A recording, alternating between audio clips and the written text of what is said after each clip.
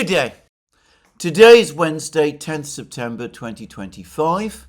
Over the course of the last 24 hours, there have been two instances of the violation of a sovereign nation's airspace.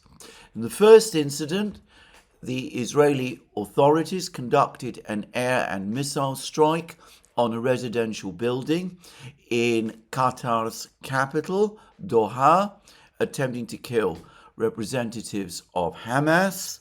Over the course of that attack, several people, some say 6, some say 7, were killed. The other incident appears to have involved the entry of inert decoy drones from Ukraine, Russian drones from Ukraine, into Polish airspace. It seems that all the drones were shot down.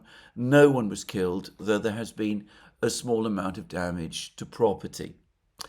It is not difficult to guess which of these two incidents is attracting the greater media attention in the West today. Obviously, it is the second. I am going to turn to the first because, as far as I can see, it is the far more serious and ominous one, though I will touch on the second later. Let's discuss this Israeli attack on Doha, on the residential building there, and on the Hamas representatives there. Now, before I do so, however, I do want to repeat a point which I've been making in various programs, which is that starting from about April 2024, it has been obvious to me that the Israeli authorities, Prime Minister Netanyahu and his officials, political and military, have been set on a course of ever greater escalation. It all began with an attack on a building connected to the Iranian embassy in Damascus. What then subsequently followed was the assassination in Tehran of a representative, the political leader of Hamas. Then there was, as I remember, an extremely belligerent speech by Prime Minister Netanyahu in Congress in the summer of last year, in which Prime Minister Netanyahu appeared to me to be clearly signalling his intention to seek a military victory against Israel's various enemies, including and most especially Iran. Then there were other incidents. There was the pager attack against Hezbollah. There was exchanges of missiles between Israel and Iran over the course of 2024. 2 of those incidents all in total. Then there was the assassination of the long-standing leader of Hezbollah, Hassan Nasrallah, and some of his key officials. And then, of course, subsequent to that, we had further attacks on positions, Hezbollah positions in Lebanon, a ground operation in Lebanon by the Israeli army. And of course, soon after, we saw the overthrow in Syria of President Bashar al-Assad's government, following which Israel has occupied significant areas of Israeli territory. Just briefly, and interrupting this narrative at this point, there's a widespread view on the part of many people, including, if I may say so, in the alternative media space, that the Russians suffered some major geopolitical defeat in Syria. It is increasingly looking otherwise, just to say. Not only have they managed to retain all their bases in Syria, but they appear to have established reasonably good relations with the new Syrian government. And I was reading reports in TASS this morning that the new interim president of Syria, President al-Jalani, as he used to be called, is apparently traveling to Moscow and is going to be there on the 15th of October and is going to be meeting Putin himself. And apparently the new Syrian authorities are now saying that not only can the Russians keep all their bases in Syria, but that they want the Russians to help them to rebuild Syria's oil industry. I am not going to comment here about the rightness and wrongness of this. That is a topic for another day, but certainly Israel and Turkey were arguably winners in the fall of President Assad. Iran unquestionably was a loser, but Russia, for the moment at least, seems to be keeping all its positions. Somewhat, I must say, to my own surprise. But anyway, let's put all that aside. As I said, this is a controversial and rather sordid topic. Let's focus on what the Israelis have been doing. So anyway, there were those attacks, those assassinations, those belligerent speeches by Prime Minister Netanyahu last year. Then in the autumn of 2024, after the presidential election in the United States, there were reports that the Israelis were pressuring the Americans to authorize an attack on Iran itself. And eventually in June, the attack came. And the attack, as we predicted on the Duran, took the form of another attempt to decapitate the leadership, this time not of Hamas or of Hezbollah, but of Iran itself. Now, before I continue, let's just recap how there's at least two of those previous assassinations, the assassination of Nasrallah and the attacks on Iran and the assassinations of several Iranian military officials and scientists, how those assassinations, those decapitation strikes were carried out. In both cases, and this I should say I did not know at the time of the killing of Nasrallah and of the other Hezbollah officials, in both cases, proposals were circulated to the adversary party, Hezbollah, in the case of the assassination of Nasrallah, and Iran in the case of the 12-day war that took place in June. Proposals were put to them to try to seek compromises in terms of the issues under contention. In the case of Hezbollah, apparently this led to a meeting between Hezbollah by Nasrallah and other Hezbollah high officials.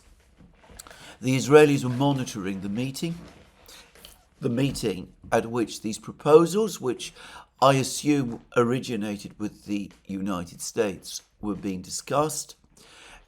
In other words, Nasrallah and his officials were lured into some kind of a conference or meeting to discuss these proposals, and the Israelis took advantage of that fact and carried out the air and missile strikes which killed Nasrallah and the other officials. And exactly the same pattern followed with the attack on Iran in June. There were negotiations between the United States and Iran over Iran's nuclear enrichment program. There was supposed to be a meeting. From memory, I seem to remember that it was intended to take place in Oman.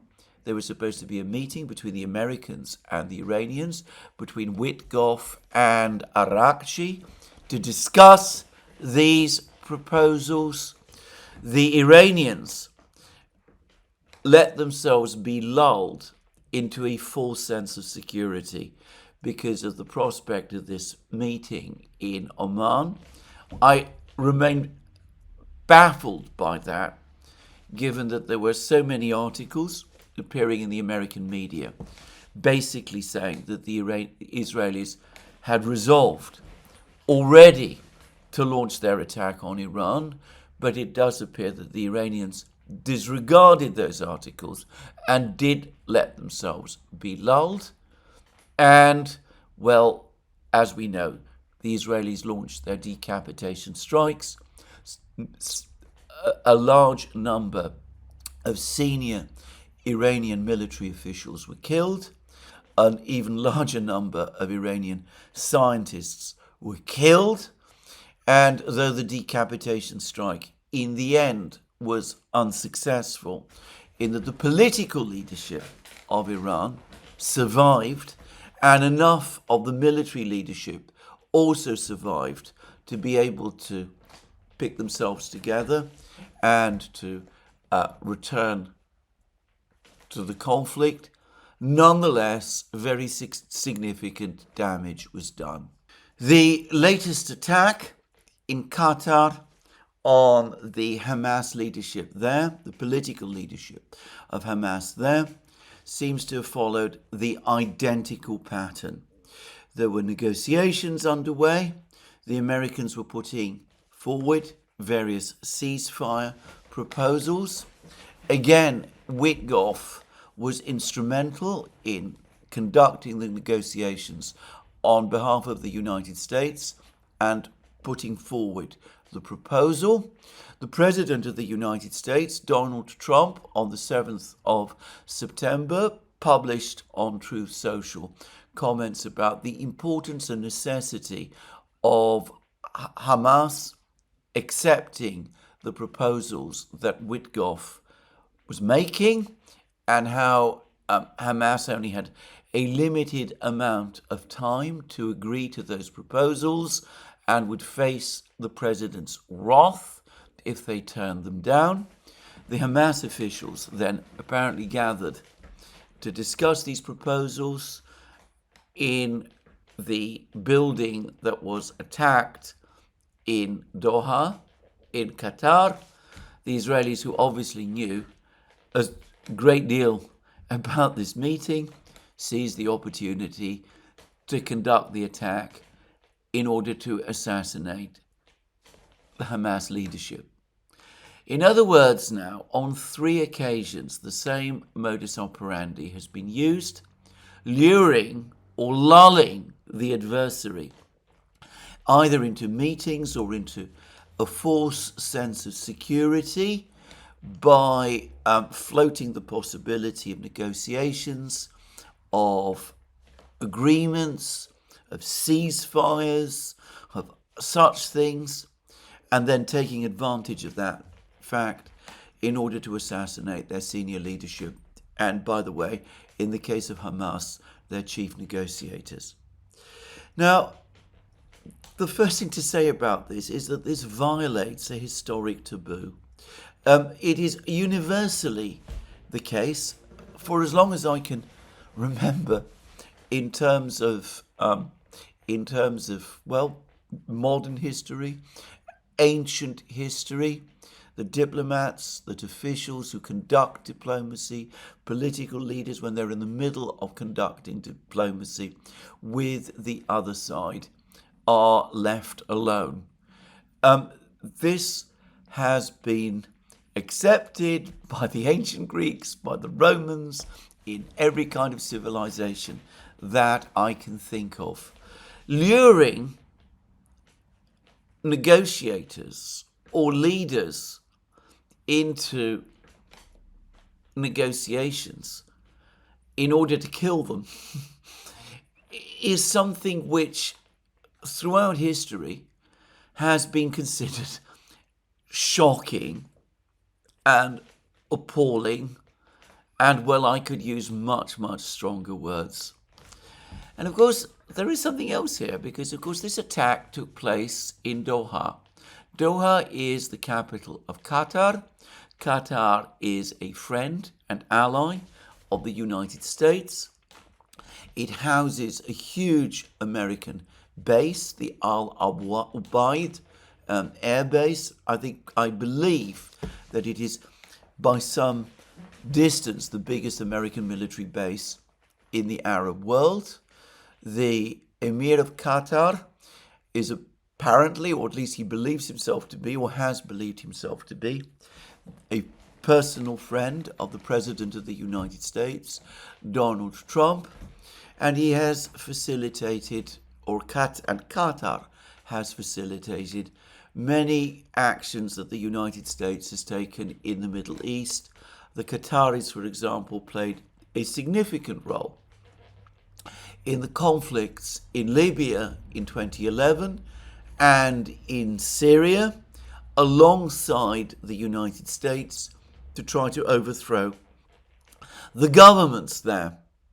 And beyond that, Qatar, Doha, have regularly acted as mediators by explicit agreement with the United States and with the implicit consent of the Israelis in many of the various conflicts that have taken place in the Middle East in which the United States has been involved.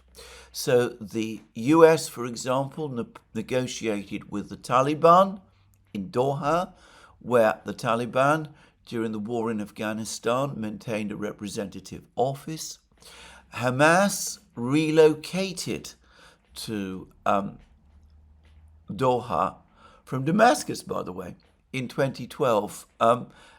President Assad threw them out of Syria because he felt that they were supporting his domestic opponents, a fact which many people don't know, and they relocated to Syria, to Doha, and again the Americans and the Israelis were content with that, and that is why there have been all those negotiations that have taken place in Doha, in Qatar.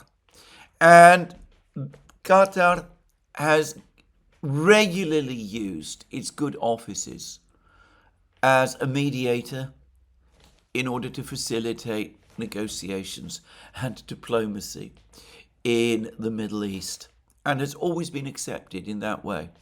And of course, Qatar is an independent, sovereign country. It has its own rights to safeguard its airspace, not to have its sovereignty infringed. And by universal acceptance of the rules of war, an armed attack on one country is an act of war against that country. And that is what we have just seen take place in Doha, in Qatar. Israel attacked, infringed the airspace, the territorial integrity of Qatar, and sought to assassinate the political leadership of Hamas, who were there at the invitation of the Emir of Qatar, with the consent of the United States, and previously, to all appearances, of Israel as well.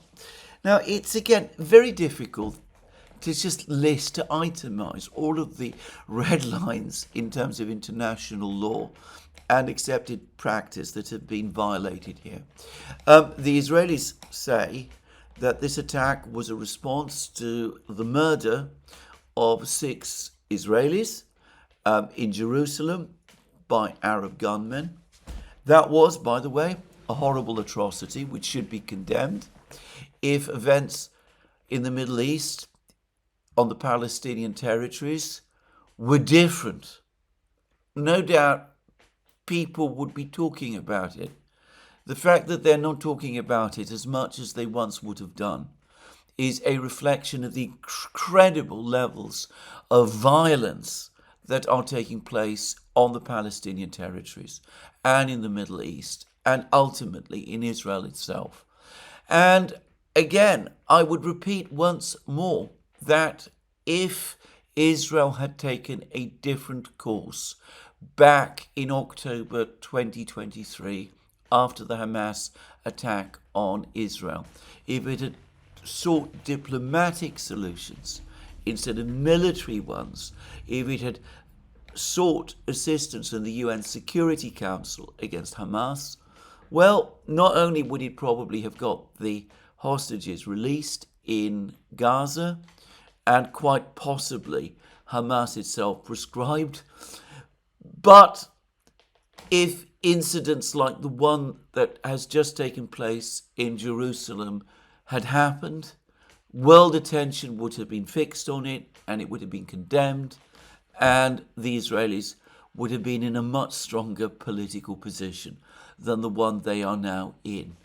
As it is, given the sequence of events, given the proposed talks, the ceasefire proposals that the Americans have made, the way the Hamas negotiators appear to have been lured to this meeting, given the obvious careful preparation that preceded this attack on these Hamas officials in Doha, I don't think anybody, or probably very, very few people, will accept the Israeli explanation that this was a retaliatory move against those murders in Jerusalem.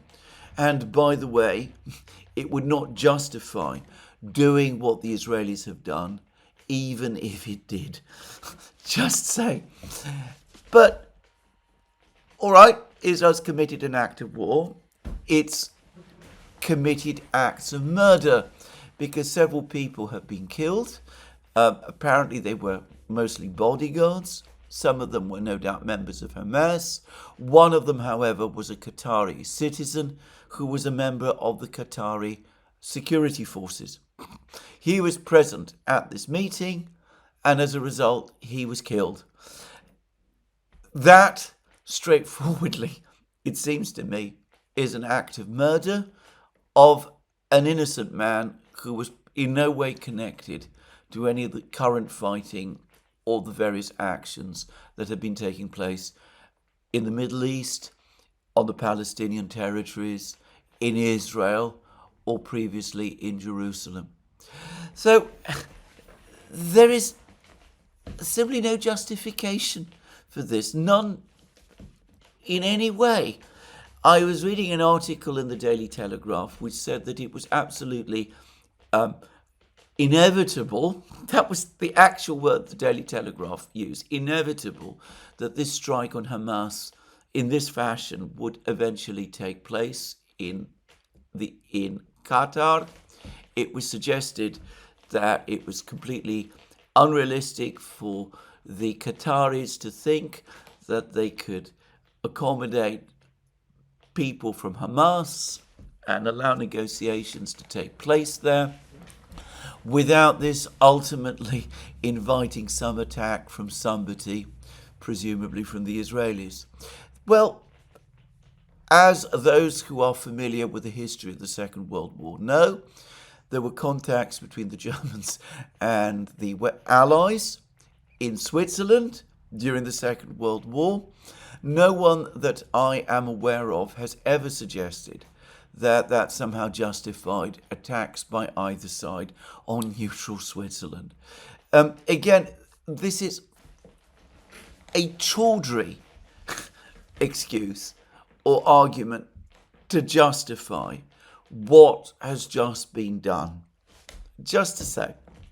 And, well, you can, of course, choose not to negotiate with Hamas if that is what you consider to be the right thing. The stance of not negotiating with terrorists is one that many governments follow, and Israel, of course, does consider Hamas to be terrorists. But the Israelis have as it happens, already in effect negotiated with Hamas. They have been doing so through the good offices of the US government. And lastly, just to say, if the Israelis had really objected to the presence of the Hamas officials in Qatar, well, there would have been a way probably to get rid of them, to drive them away from Qatar. If the Israelis had done that which we discussed and explained so often on the Duran, so that which I've just talked about, that which I discussed in many programs on this channel, if the Israelis had applied after the Hamas attack in October 2023 to the UN Security Council and asked for Hamas to be proscribed and its financial resources to be seized and to be declared a terrorist organization and sanctioned by the UN Security Council under Chapter 7, well, the Hamas office in Qatar would, in that case, have been closed and nobody would have been killed at all. As it is, we've seen an act of war committed. We've seen several people killed. I don't think murder is too strong a word. And we have had, well, an attack directly, another attack on diplomacy. And the Emir of Qatar, America's friend, has been humiliated and embarrassed in a way that violates many conceptions of honor, that we guest friendship, that I happen to know are taken extremely seriously in the Middle East, including by Arab rulers. Now, what is this all going to lead to? Well, the President of the United States has tried to distance himself from this affair by publishing an incredibly confused and mealy-mouthed and evasive and unconvincing post on his Truth Social account. Probably, I would like to believe that he was not involved in any way in this shabby event, though unfortunately I cannot say that I'm sure about that in any way at all. I can't help but think, for example, that if the attack had succeeded, and here perhaps it's worth saying that it actually failed, it seems that none of the Hamas officials who were targeted were actually killed. All of the people who were killed were either, as in the case of the Qatari citizen, innocent, or at least people of much lesser significance, in other words, namely bodyguards. Anyway, I can't help but think that if the attack had been successful, if the Hamas leadership had all been killed in this decapitation strike, as is his way, the President of the United States would have gloated about it and would have claimed credit for it and would have chalked it up as another great success. I might be completely wrong about that. I might be doing him an injustice, but I'm sorry to say that his previous actions, specifically during the 12-day war with Iran, suggest otherwise. Anyway, diplomacy has been attacked again. It's going to be much more difficult from this point onwards to agree to any kind of ceasefire or negotiation. In what circumstances now can Hamas officials trust in the United States, trust the word of the United States, accept proposals made to them by the United States, meet to discuss them and with each other? And besides, if this affair does nothing else, it demonstrates clearly, not just to Hamas, but to the entire Arab world, and indeed to the world beyond, that Israel is not interested in negotiations, that Prime Minister Netanyahu and his officials remain committed to that policy of unrelenting escalation that they have pursued single-mindedly since at least April of last year. Now, I have said in many, many programs that we are probably going to see storms break out in the Middle East this autumn, that the situation is deteriorating by the day. Some attempts to try to slow that process continue to be made. Very much to my surprise, Iran and the IAEA, the International Atomic Energy Agency, appear to have come to some kind of agreement with each other, the terms of which I do not know, which will allow the IAEA to return in some form to Iran, though I understand in a more restricted manner than was the case before the 12-day war. Clearly, the Iranians have received advice to do this from their friends. It's probably an attempt to stop the snapback sanctions that the British, the French, and the Germans have insisted on from being snapped back at the Security Council meeting in October. And I cannot help but think that it is also an attempt to slow the movement towards further war.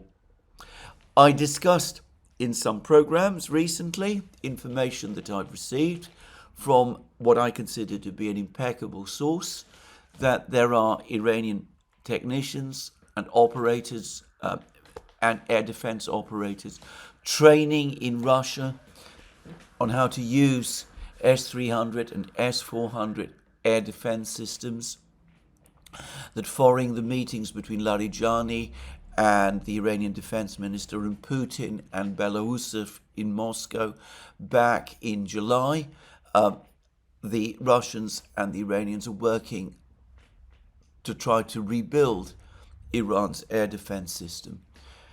But I'm also told that this will take a very long time, that it will take at least 2 years before an air defense system has been developed to the level of proficiency where it might be construed as effective.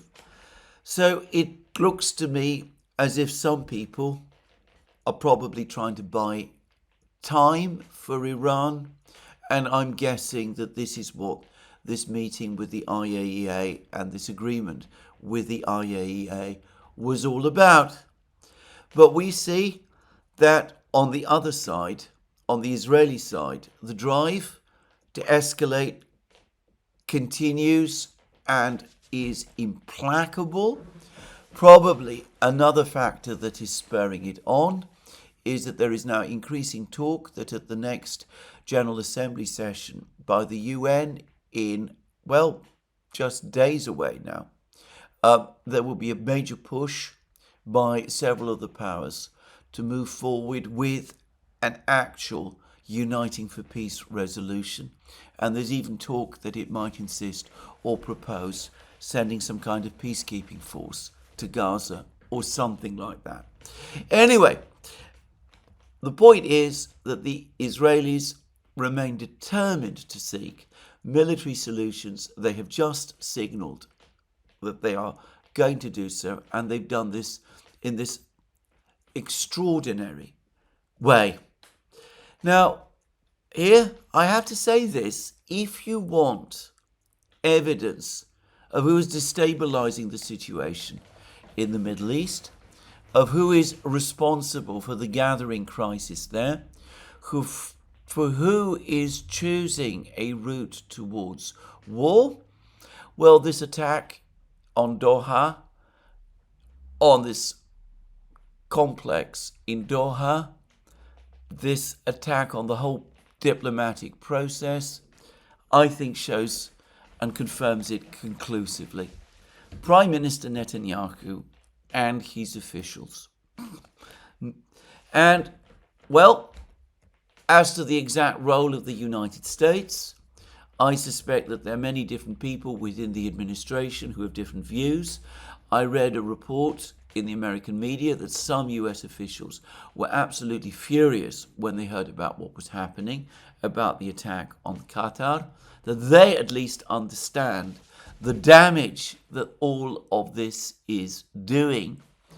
And, well, I remain firmly of the view that the crisis in the Middle East is going to get much, much worse over the next few months, and that we're likely to see another far more sustained, far more powerful attack on Iran before the end of the year. In the meantime, as I said, all kinds of legal, well-accepted legal and moral red lines have been crossed. All kinds of taboos have been broken. The seeking to murder, by the way, the leader of the opposing side, even in conditions of armed conflict, has generally been a taboo in international relations, but one that Israeli officials, backed by the United States, appear intent on casting aside, just saying. And, well, as all this continues, as the situation deteriorates in the way that I say, as the horrors in Gaza continue and get worse and worse,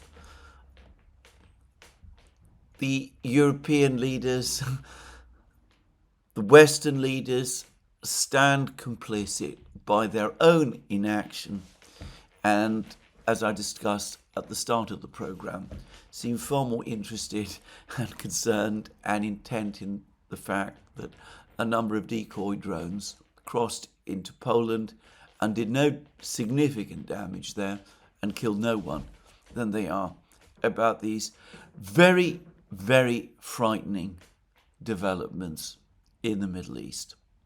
So let's now talk about the episode with the drones. The first thing to say is that I have no doubt at all that these were indeed Russian drones.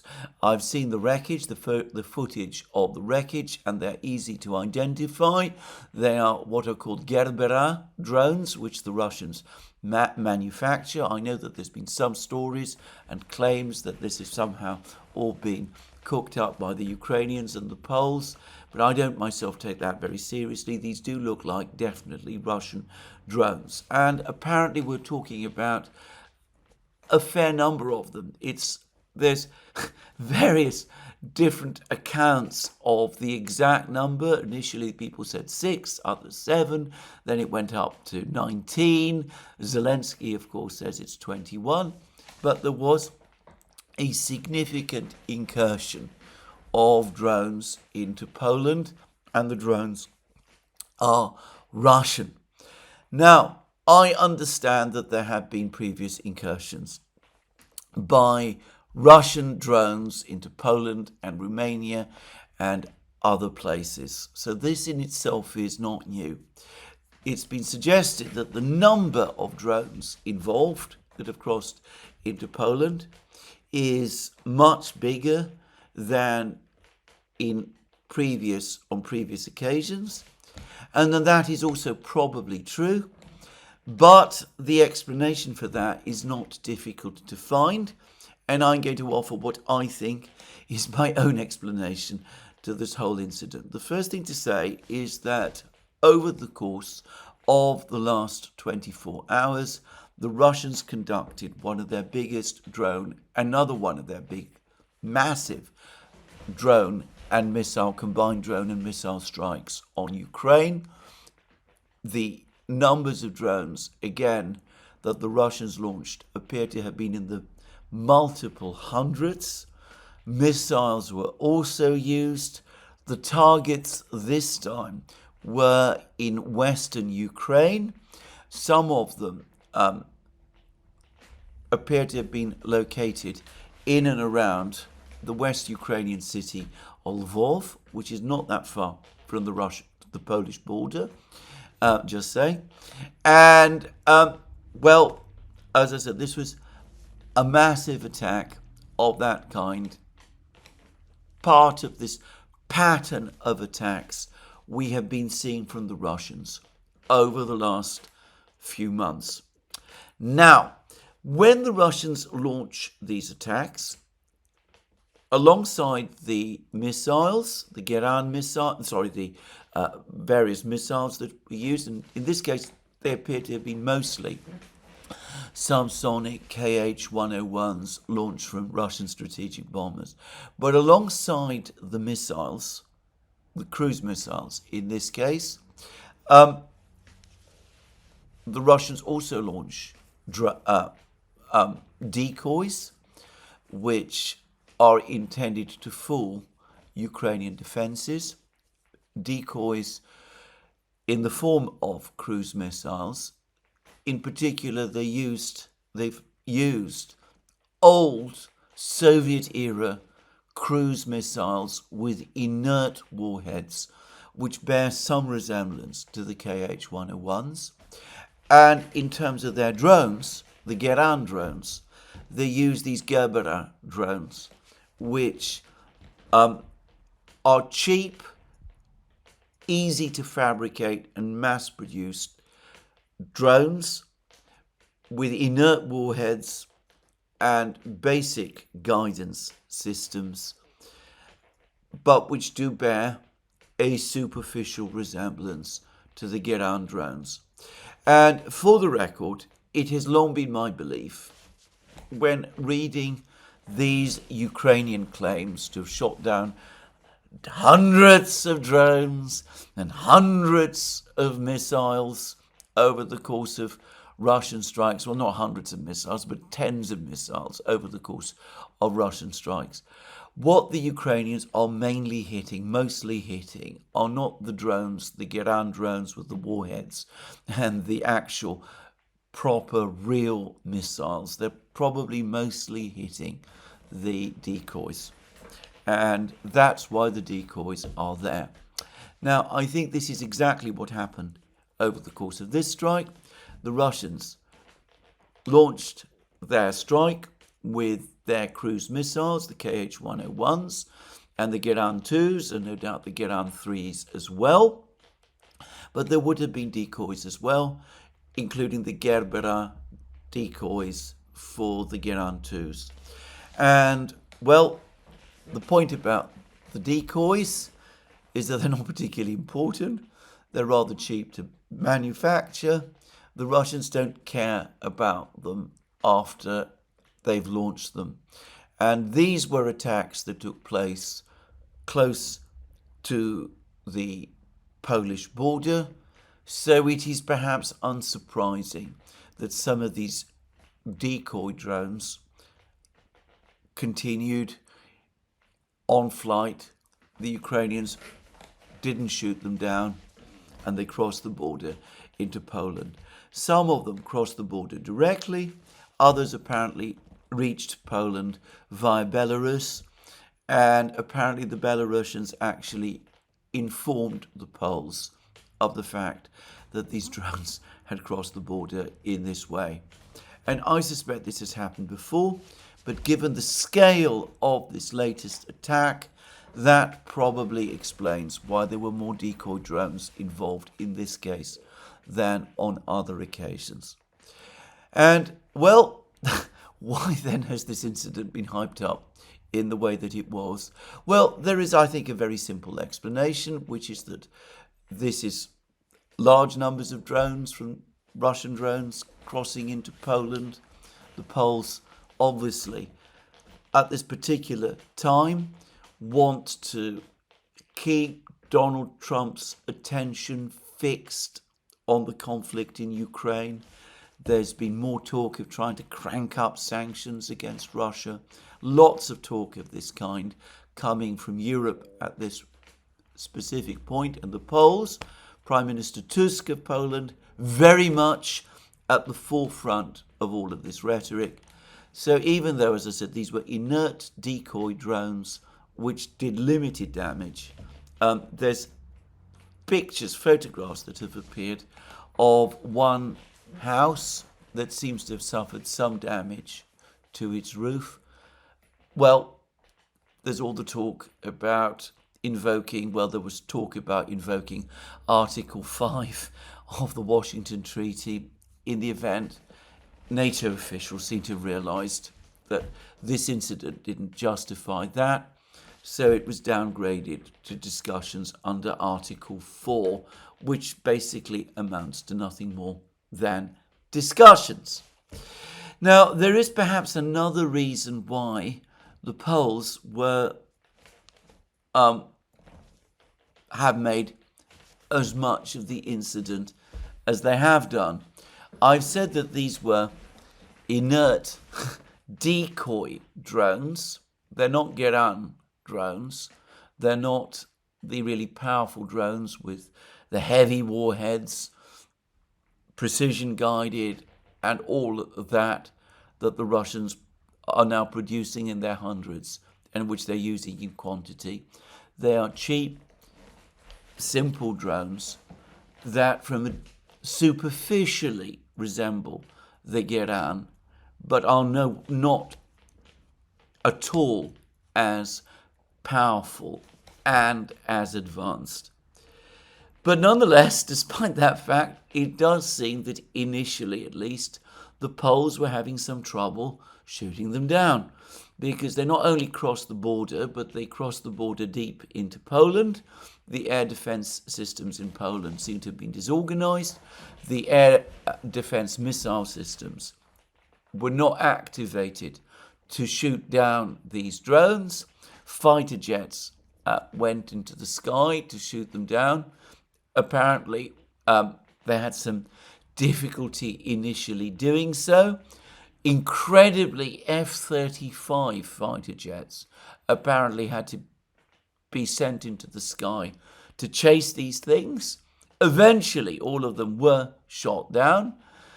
But I can't help but think that this was an embarrassing incident which highlighted again the incredible lack of air defences that now exists amongst NATO states in Europe. The transfer of air defence assets on a massive scale by Europe's NATO members to Ukraine over the 3.5 years of this war has left Europe's own air defence in a critical state, and we see that they're struggling even to shoot down simple Russian decoy drones, of which they'd already been given warning that they were flying into Poland by Belarus. So anyway, that's perhaps one other reason to dramatize and amplify this incident. It makes it look as if something really bad and dangerous happened, so as you don't have to explain why you failed to shoot down these things earlier on. Anyway, maybe I shouldn't minimize this incident too much. The fact that things like this happen close to a border zone is not a war zone, is perhaps unsurprising, but of course it can be dangerous. It's possible that one of these drones could have gone astray and done real damage and perhaps have killed someone. But contrary to what I'm reading in much of the media in the West today, I don't think this was an intentional attack. I don't think it was done by the Russians to send some kind of warning to NATO or anything of that kind. The Russians have given lots of warnings. If they wanted to give really strong warnings, they have ample means to do that. I can't imagine that they would do it by sending inert decoy drones into Poland in quite this way. Anyway, that's what I want to say about this particular incident. It's been given too much attention. One would like to think that the noise around it will now abate, But unfortunately, I don't think so. Anyway, in the meantime, diplomatic activity in the West remains intense, even as the Russians concentrate on winning the war. Now, I say diplomatic activity. There continues to be an enormous row about what to do about the frozen Russian assets in Europe. The Belgian government, following the cue of the German government, have now said that the assets, the Russian assets, especially the central bank assets held by Euroclear, cannot be confiscated, that doing so would violate international law. And this has come as a major disappointment to some people, and it's come as a major disappointment to Zelensky and to the Ukrainians, who have been agitating and campaigning and lobbying relentlessly for these assets to be confiscated by the Europeans for some time, so that the entirety of them can be transferred to Ukraine. Around $300 billion in total, held in various banks and countries, but probably the biggest amount, around $200 billion by some calculations, others put it higher, held in Euroclear. Now, I've been reading some really astonishing things said about this topic. I read, for example, a couple of days ago, an extraordinary article. I found it extraordinary, by Martin Sandbu in the Financial Times, in which he came up with an incredibly complicated mechanism involving good banks and bad banks. I'm going to say straightforwardly, I completely lost the thread of what he was proposing. Anyway, he came up with some incredibly complicated mechanism that would supposedly make it possible for the European powers, contrary to the strong warnings they are getting from Euroclear itself, to confiscate these assets. Now, I gather that there are lots of plans, proposals, ideas of this kind floating around. And of course, by the way, inevitably, there have been some lawyers, some international lawyers. You can always find a lawyer to give you the legal argument, the legal justification that you want to do something. Anyway, some lawyers have come up with suggestions and reasons and grounds why it would be legal to confiscate these assets also. Well, as to the last point, yes, you will always find some lawyers who will argue that, but the consensus, the legal consensus, is otherwise. And though it is likely that Western courts, European or American courts, would accept the guidance of those lawyers who are coming up with these arguments, it is very unlikely that courts in other jurisdictions, in the Far East, for example, would do so. And given that Euroclear operates on a very wide basis, this is an instance where legal opinions, even in Asian countries, especially in Asian countries, absolutely do need to be taken into account, something about which Euroclear has apparently warned. As for these elaborate ideas of creating good banks and bad banks and such things to confiscate this money, what I would say is this, and I've said this before, the people who come up with these ideas need to understand that if you have to come up with ideas as complicated as that to try to get your hands on some money, then you are in effect admitting that you are stealing it. Because if it was legal to take it, you would just take it. If you have to come up with some complicated operation to justify doing it, then you are ultimately admitting the illegality of the whole enterprise. You are making it even more obvious to a court, not only that you are doing something wrong, but that you understand and know the extent of your own wrongdoing. It's actually probably legally sounder to simply just go ahead, seize the money, claim that you're doing it in good faith, that you've obtained legal advice that entitles you to do it, and then go into court and brazen it out and stick to that position, than to come up with these elaborate ideas instead. It puzzles me that these clever people who come up with these plans don't seem to understand this. Anyway, for the moment, apparently this idea has been dropped. All of these various ideas have been dropped. Euroclear itself, which clearly sees this as an existential issue in terms of its own reputation and its very survival, seems adamantly opposed to all of the proposals that have been made.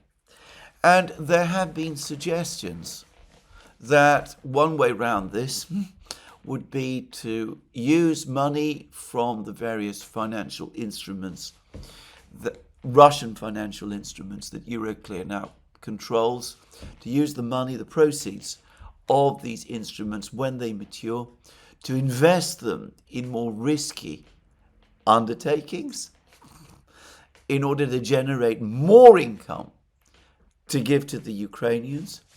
And again, Euroclear has made it absolutely clear that it considers that unlawful appropriation of these instruments. The Russians can do that. The Russians can take risks with their money, but others are not entitled to take risks with Russian money in that kind of way. That clearly is an unlawful appropriation of someone else's property, just to say. Anyway, in other words, a theft of it.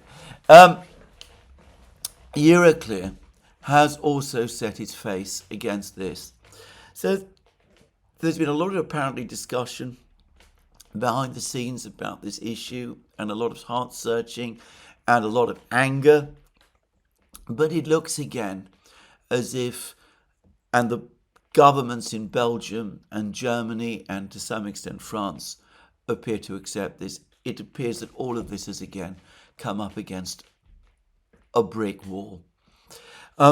Like everything else, the idea of confiscating the Russian assets continues to be a bad idea that will never die. Those who want to do it, who yearn to do it, never seem to be willing to give up.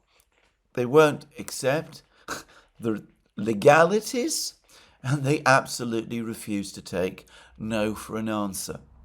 So that's been apparently behind the scenes over the last couple of weeks, another source of friction between the various European states and the Americans. The Americans apparently, including under the Trump administration, have been rather keen to move ahead with confiscation, as have the British.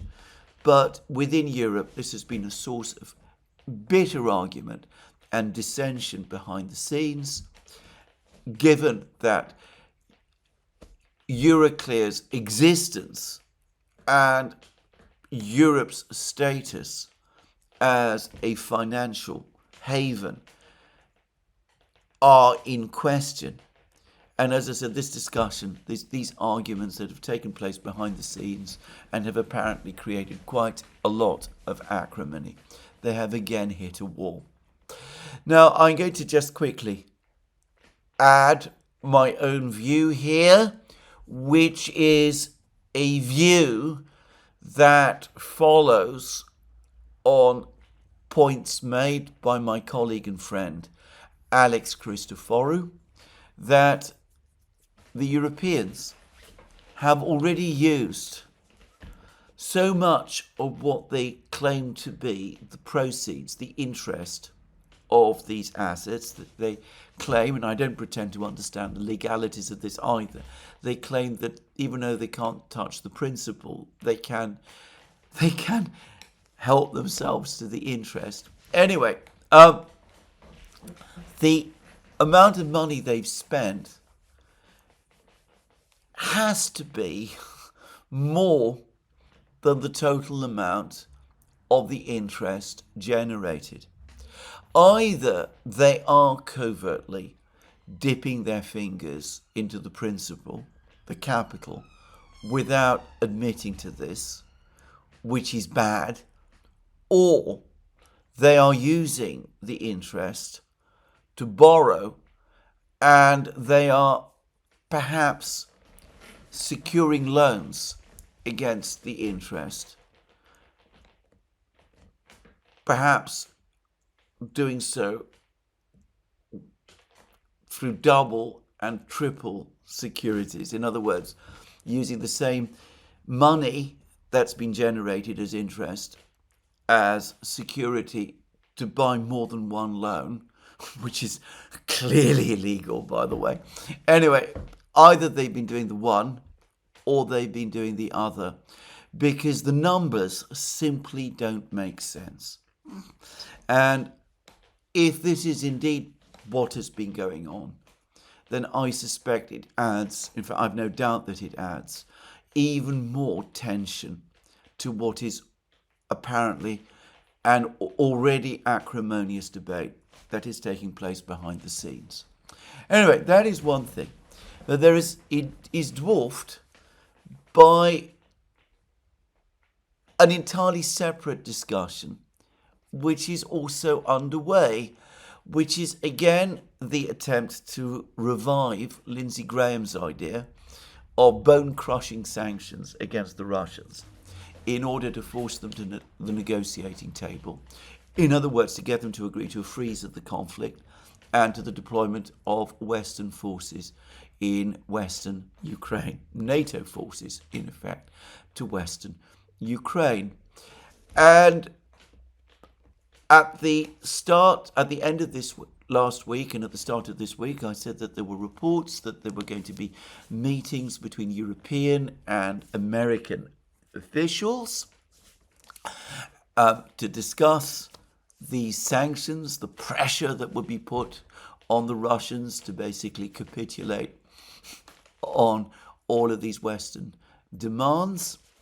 And Western officials apparently flew to Washington, where they met American officials, including the US Treasury Secretary Scott Bessent, except that we've heard remarkably little about the outcome of these discussions, except that yesterday an article appeared in the Financial Times which originated with our old friends, the three anonymous officials. That already should ring an alarm bell, which said that over the course of the discussions, the Americans said to the Europeans, look, we're prepared to do all of the things that you want. We're prepared to impose the bone-crushing sanctions on not just the Russians, but on the Russians' trading partners, the Chinese and the Indians and all of the others, provided you do the same.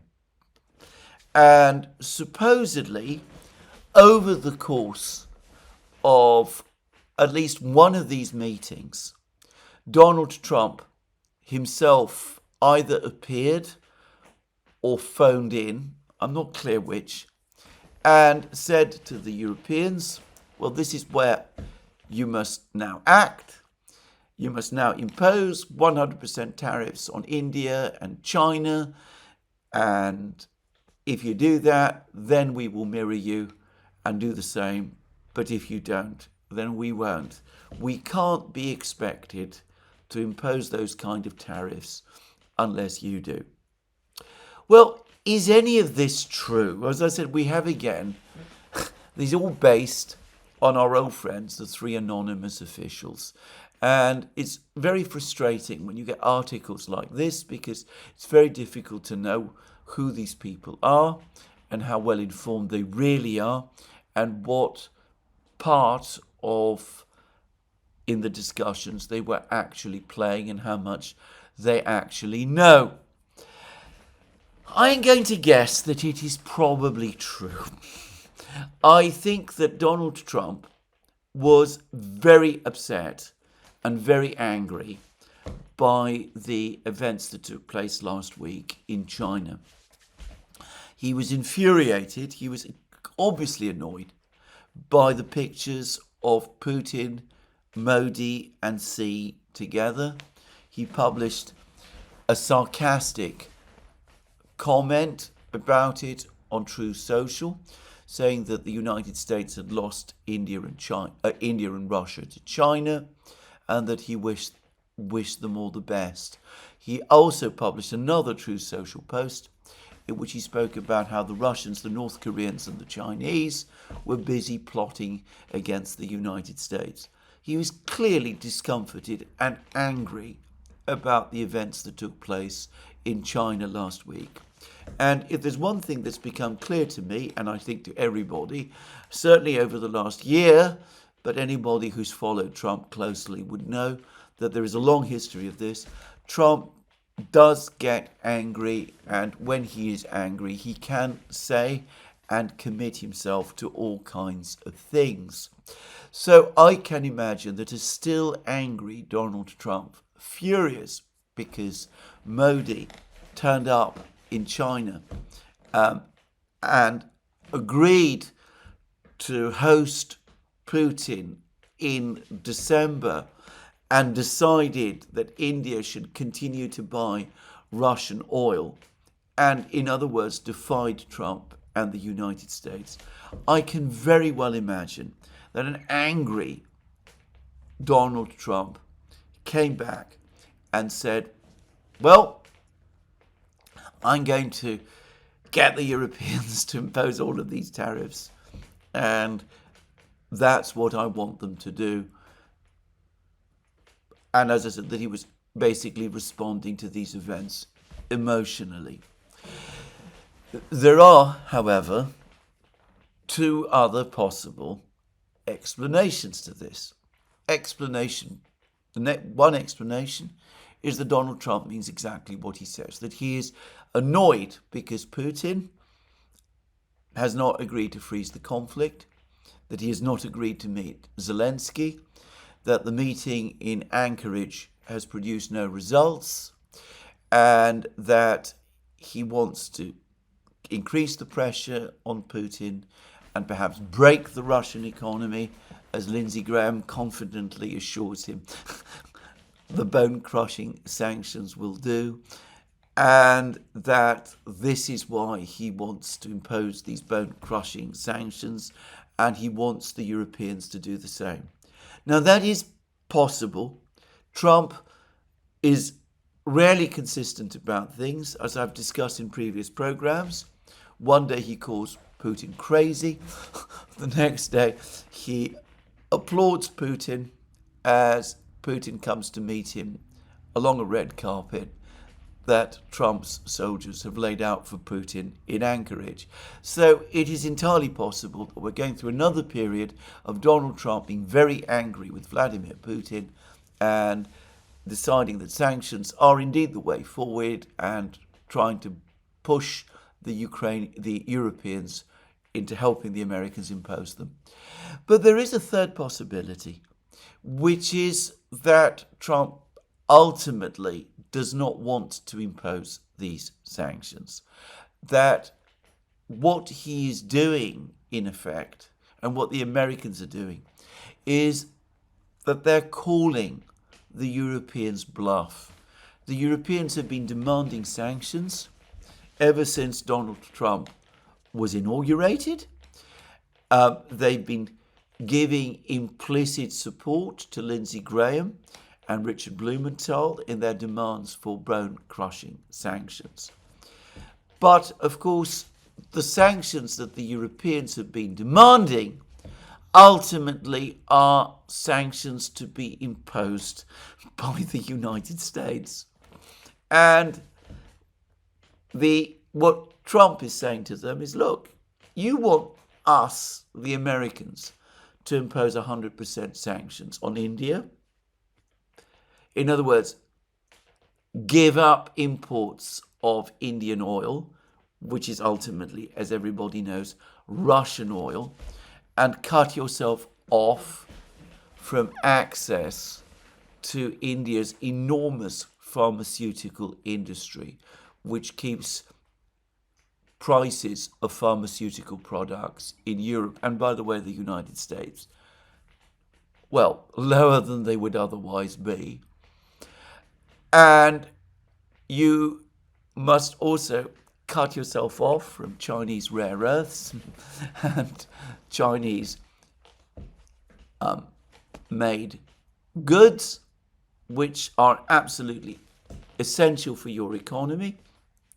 And you must cut yourself off from the Chinese market, and you must completely cut yourself off from all Russian oil and gas, not in 2027 as you're now saying you will do, but now.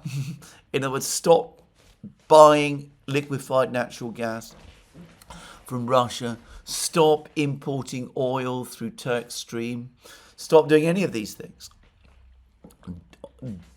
Do that now, and then, but only then, will we impose matching tariffs on the Russians ourselves.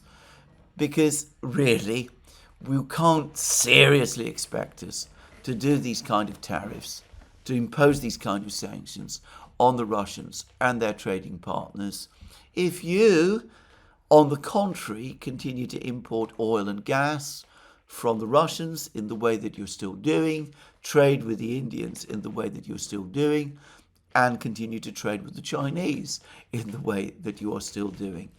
And the calculation here may be that Trump doesn't really believe that the Europeans are prepared to do any of these things.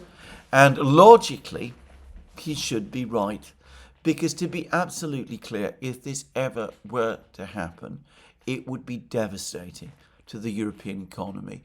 If it happened to the United States, if the United States denied itself rare earths from China and had to and cheaper pharmaceuticals from India and finished goods from China, it would be a major blow to the US economy. It would probably drive inflation up higher.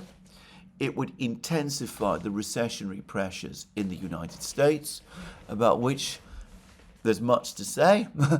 And nonetheless, the United States could probably absorb the blow. But if the Europeans do this to themselves, well, at a time when they're already on the brink of a financial crisis and a political crisis as well. I discussed this yesterday in my program. Well, the effects on the European economies will be devastating. Now, when I say devastating, no question.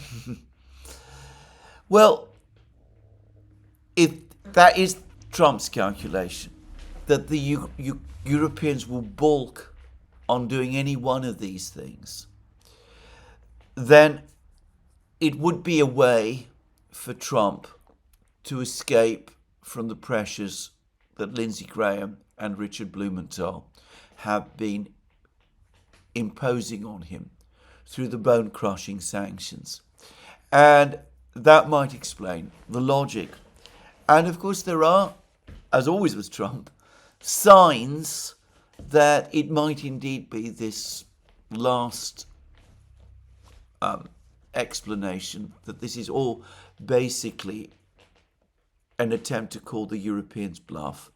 There are signs that this might indeed be so coming from Trump. Firstly, he's now again saying that he wants to talk to Putin and that a telephone call between him and Putin is being arranged for the next couple of days. And when Trump does that, it's usually in order to avoid being pushed into taking the kind of draconian steps that the Europeans and the hardliners in Washington are insisting upon. But an even stronger sign might be that he has published a post on Truth Social in which he has claimed that negotiations on trade between the United States and India have resumed, and that he expects a good outcome, and over the course of which he again refers to Prime Minister Modi as his friend. Now, that post does not suggest to me any genuine expectation on Trump's part that he's going to impose massive sanctions or tariffs on India at any point in the next few weeks. Well, so we have all of this. Now let's continue and assume that it is the third possibility that, as I said, Trump is simply trying to call the Europeans bluff. That is what Trump is doing. What if instead of Trump calling the Europeans bluff, they call his? What if they say to Trump, all right, we've heard what you say. We hate the Russians. We want to overthrow Putin. We want Ukraine to win. We are prepared to pay any price to do that. We will do what you ask. We will impose these 100% tariffs on India and China and on all the other BRIC states as well. And of course, we look forward now to you doing the same. It would be a crazy thing for the Europeans to do, but after 3.5 years of this conflict, can anyone be sure that the Europeans would not do such a crazy thing? Certainly I am not.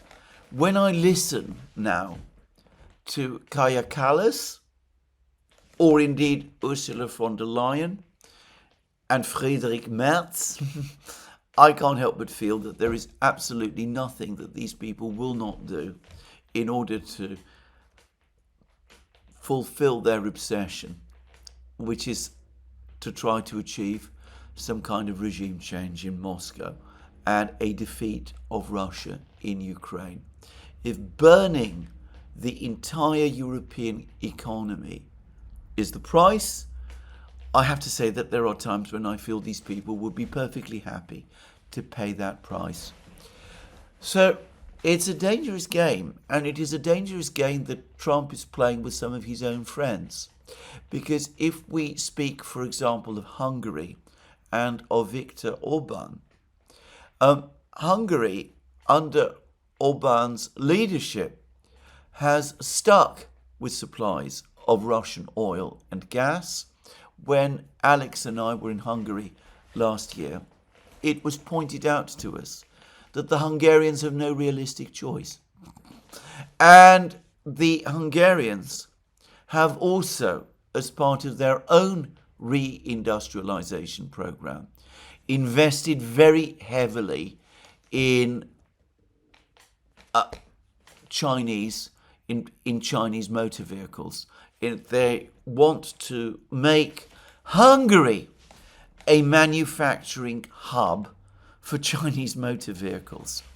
If anything like what is being proposed is ever put into effect, 100% tariffs on China, both by the United States and Europe, plus a total stop on imports of Russian oil and gas, the Hungarian economy will go into a tailspin.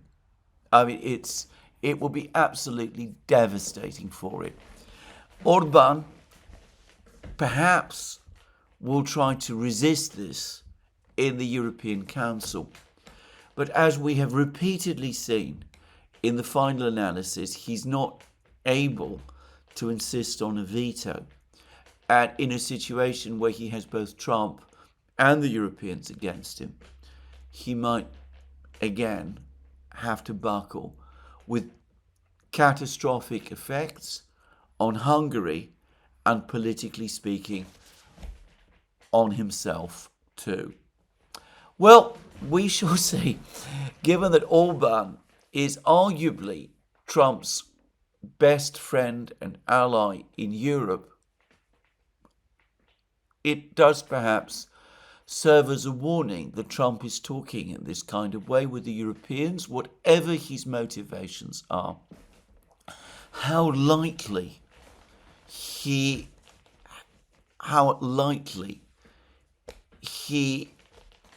holds the interests of his friends.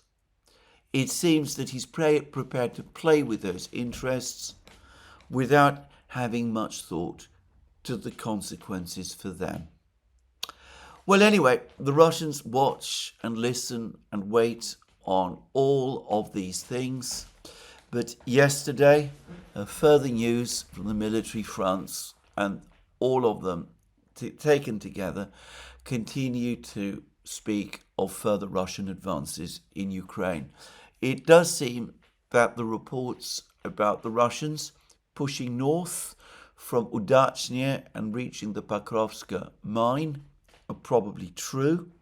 Video footage has now appeared which appears to confirm heavy fighting in Siversk itself.